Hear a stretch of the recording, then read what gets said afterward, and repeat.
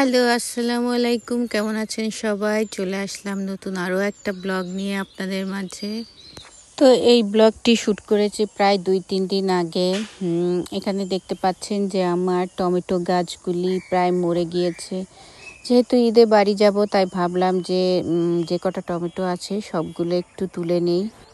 তো বাড়িতে যাওয়া যেমন আনন্দের থাকে তেমন দুঃখেরও থাকে। যারা বাগান করে তারা জানে যে একটু যদি বাসা ফাঁকা থাকে, কেউ না থাকে, পানি দেওয়ার কেউ না থাকে, তাহলে গাছগুলো কিন্তু একদম মরে যায়। তো তার জন্য যখনই আমি বাড়ির বাইরে যাই, আমার শুধু গাছগুলোর কথাই মনে হয় গিয়ে আর দেখতে পাবো না। তো এই যে চলে আসলাম ইফতার বানাতে। আমি বলেছি বরাবরের মতো আমি আমার বাচ্চাদের জন্য ইফতারে একটা আইটেম রাখি ওদের পছন্দের। আজকে আমি পুডিং বানাচ্ছি ওদের জন্য। তো এখানে আমি 5টা ডিম নিয়েছি, সেই সাথে 2 কাপ ঘন দুধ দিয়েছি, সাথে 1.5 কাপের মতো চিনি দিয়েছি। চিনি যদি কম খান তাহলে 1 কাপ দিলেই হবে, আমি একটু বেশিই দিয়েছি। সেই সাথে একটু ভ্যানিলা এসেন্স দিলাম। ভ্যানিলা এসেন্স দিলে ডিমের যে গন্ধ সেটা থাকে না, বেশ ভালো একটা সুঘ্রাণ আসে। আর সাথে দিয়ে দিলাম 2 টেবিল চামচের মতো গুঁড়া দুধ। আর এগুলিকে খুব ভালোভাবে এখন আমি একটু মিক্সড করে নিচ্ছি। এখন হচ্ছে পুডিং তৈরির ফান পার্ট। পুডিংয়ে একটা সুন্দর কালার আনার জন্য আমি একটু ক্যারামেল তৈরি করেছি। এখানে 2 টেবিল চামচের মতো আমি সুগার ব্যবহার করেছি।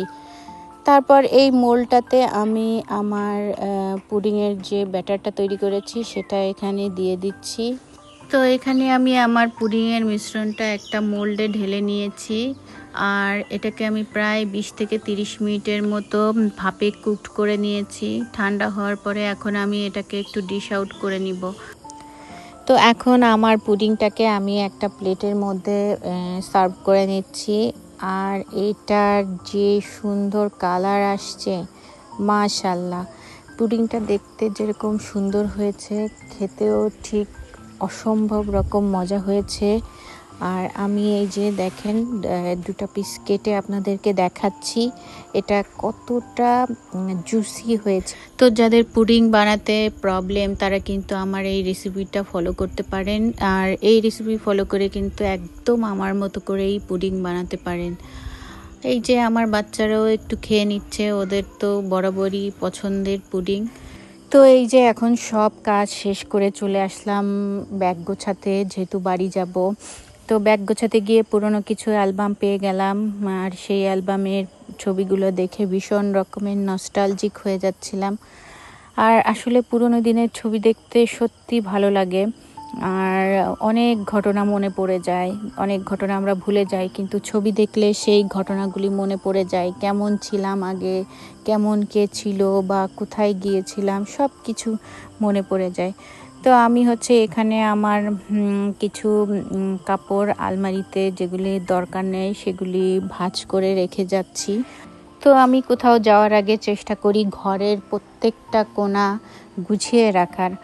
আর ফেরার পরে যদি অগোছালো ঘর দেখা হয় তাহলে দেখা যায় যে একে তো বিধ্বস্ত অবস্থায় থাকি জার্নি করে, তারপর ঘর যে এলোমেলো সেটা দেখে আরও বেশি খারাপ লাগে।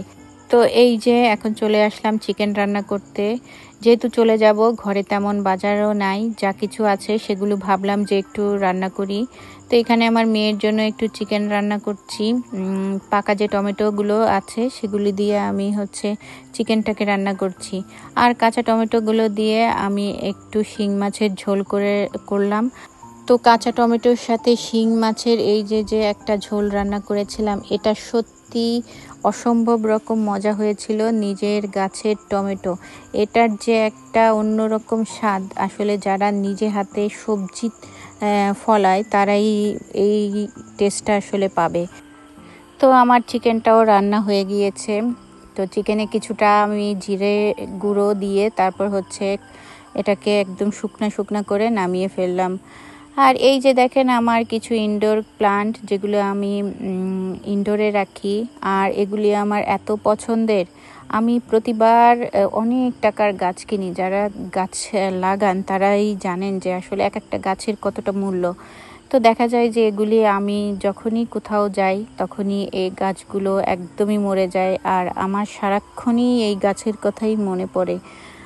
কিছু করার নাই, কারণ যারা থাকে তারা হয়তো বা অতটা ভালোবাসে না যতটা আমি এই গাছকে ভালোবাসি। তো আজকের ব্লগটা এখানেই শেষ করছি। সবাই ভালো থাকবেন। আল্লাহ হাফেজ।